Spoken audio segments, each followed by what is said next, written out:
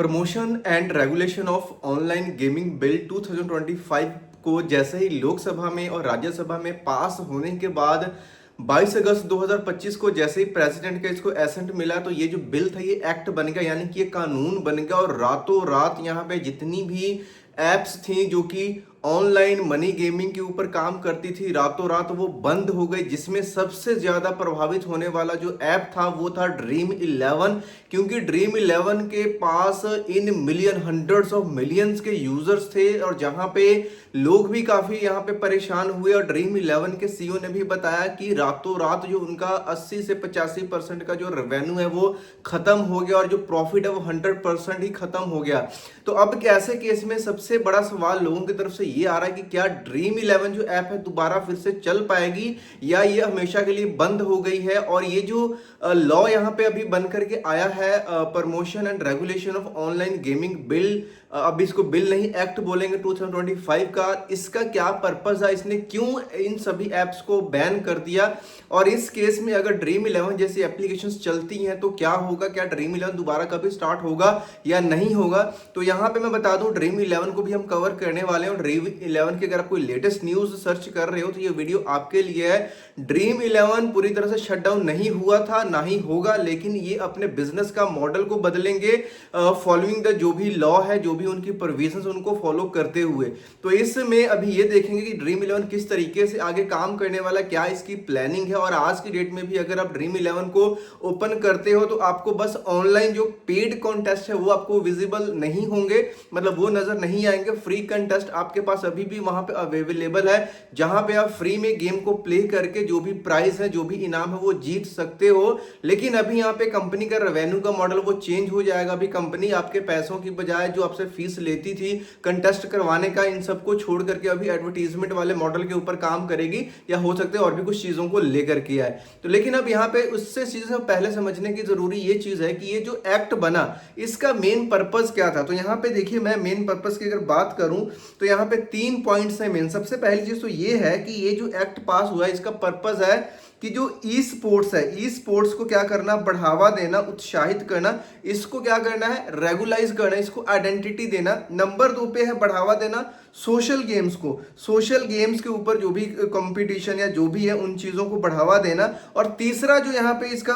Purpose है, और तीसरे पर्पस ने इन सभी एप्स को एकदम से बैन करा बिना इनकी बात सुने, बिना इनको मौका दिए हुए, वो था prohibition of all the game money games related जितनी भी एप्स थी, जितने भी प्लेटफॉर्म थे, जैसे कि ड्रीम 11 हो गया, रमी हो गया, जो भी थी, इन सबको परमानेंट बैन कर देना और साथ में इनकी एडवर्टीजमेंट्स को भी बैन करना। तो आपने देखा होगा रिसेंट में जो रमी सर्कल या जो भी ऐसी एडवर्टीजमेंट्स आई सभी के सभी बंद हो चुकी हैं, रातों रात सारा कुछ खत्म हो चुका है, जो कि थाउजेंड्स ऑफ करोड़ की यहाँ पे एक इकोनॉमी थी इनकी। अगर इस सेक्टर की बात करूं, सिर्फ इस अकेले सेक्टर की, जो कि बिल्कुल खत्म हो गया। और ऑनलाइन गेमिंग का जो यहाँ पे था, जितना भी इनका रेवेन्यू था उसका जो 85 to 90% की जो कंट्रीब्यूशन थी वो ये पेड कंटेस्ट होते थे, जो यहाँ पे लोग पैसे देकर गेम में कंपटीशन खेलते थे, वो था। लेकिन वो बिल्कुल खत्म कर दिया गया है। तो यहाँ पे अभी जैसे ही खत्म हो गया, इसके कुछ प्रोविजंस है कि अगर इसको कोई चलाता है तो उसको कितनी यहाँ पे पनिशमेंट होगी, कितना ये होगा वो होगा, ठीक। उन चीजों को भी जानेंगे। अगर आपके घर में बच्चे हैं तो इस वीडियो को पूरा कंप्लीट देखना। इस बिल को लाने का सबसे मेन रीजन क्या था, देखिए राज्यसभा में जो यूनियन मिनिस्ट्री यहाँ पे अश्वनी वैष्णव जी ने बताया कि तकरीबन 45 करोड़ लोग यहाँ पे इंपैक्ट हुए थे इन एप्लीकेशंस की वजह से, और जहां पे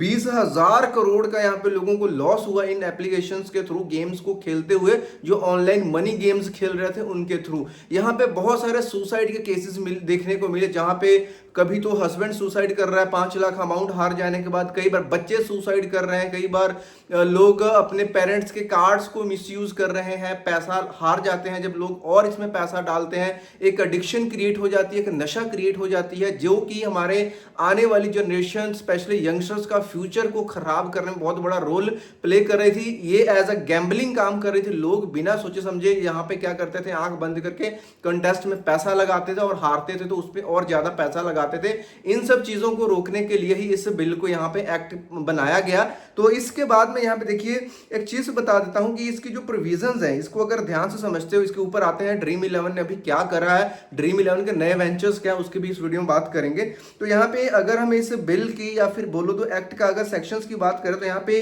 कुछ सेक्शंस हैं जो कि आपको पता होना चाहिए। देखिए, जो चैप्टर 3 में प्रोहिबिशन वाला पार्ट है, अगर उसको आप देखते हो तो यहाँ पे इन्होंने क्या लिखा है, नो पर्सन शेल ऑफर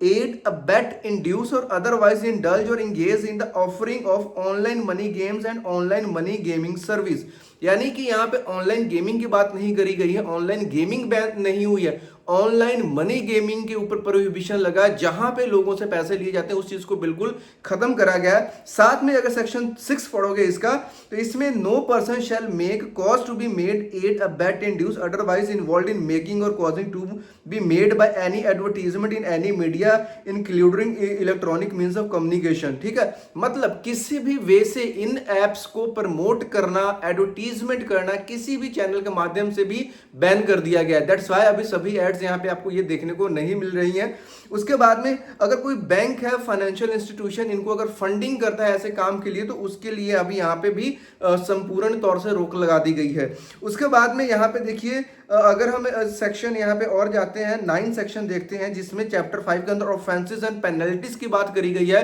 कि इस लॉ के आने के बाद भी कोई चोरी छुपे ये काम करता है, या फिर भले ही कोई ऐसा मतलब ऐप है, प्लेटफॉर्म है जो कि ऑपरेट कहीं और से हो रहा है लेकिन उसके ऑपरेशन इंडिया में चल रहे हैं, तो उसके ऊपर भी ये जो लॉ लागू होने वाला है। तो इसमें अगर पनिशमेंट या पेनल्टी की बात करें तो any person who offers online money gaming service, यानी कि कोई भी ऐसा व्यक्ति जो कि ये सर्विस दोबारा से ऑफर कर रहा है इस लॉ के आने के बाद भी, shall be punished with imprisonment for a term which may extend to 3 years, यानी कि जिसकी सजा 3 साल तक हो सकती है, और साथ में जो पेनल्टी है वो 1 करोड़ तक जा सकती है, और साथ में हो सकता है उसको सजा के साथ साथ पेनल्टी भी पे करनी पड़े। सेम है अगर कोई इसमें एडवर्टीजमेंट वगैरह करता है तो उसमें क्या है, जो उसकी पनिशमेंट है जेल, उसको 2 साल तक की होगी, और जो जिसका यहाँ पे पेनल्टी वो 50 लाख रुपए तक ही चला जाएगा। और उसके बाद में अगर कोई इसको फंडिंग की सपोर्ट करता है तो उसमें क्या है, एक्सटेंड टू 3 इयर्स, यानी 3 साल तक की सजा है, और साथ में जो पेनल्टी है वो 1 करोड़ तक है। अगर एक ऑफेंस के बाद कोई दूसरा ऑफेंस फिर से कमिट करता है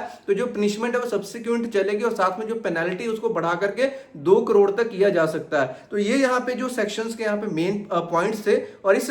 जो एक्ट है इसका पर्पस मेन यही है, सोशल गेम्स और ई स्पोर्ट्स को प्रमोट करना, उनको आइडेंटिफिकेशन देना, और इन एप्लीकेशन जो ऑनलाइन मनी गेमिंग्स में जहां पे लोगों से पैसा लेकर के लोगों को पैसे कमाने का या फिर लोगों को कंटेस्ट खिलाया जाता है खेलने के लिए बोला है, तो उनको बैन करना। इन सब चीजों के बाद यहाँ पे बात आ जाती है कि बात कर लें ड्रीम इलेवन के साथ अब क्या होगा। तो ड्रीम इलेवन ने देखिए क्या करा है, ड्रीम इलेवन के पहले से भी कुछ यहाँ पे वेंचर्स थे, तो उस चीज को और भी बढ़िया से मेंटेन करने के लिए इन्होंने क्या करा, इन्होंने अभी एक फैन गो करके और एक और इनका है जिसमें ये गेम्स वगैरह डेवलप करते हैं, तो उनके ऊपर ये काम कर रहे हैं। और जो ड्रीम इलेवन ऐप है उसके अंदर इन्होंने क्या करा, जो कंटेस्ट थे उनको फ्री में ना करके फ्री करके, पेड वाले को बंद करके फ्री करके वहां पे लोगों को अलग अलग ऑप्शंस दे दिए, और उन्होंने बोला है कि इस ऐप को वो कंटिन्यू करेंगे जहां पे लोगों की इंगेजमेंट बनी रहे, लोग गेम्स को खेलते रहे, लोग एप्स के साथ जुड़े रहे, क्योंकि उनके पास बहुत बड़ा डेटाबेस है। उनका चले जाना कंपनी के लिए असली लॉस होगा,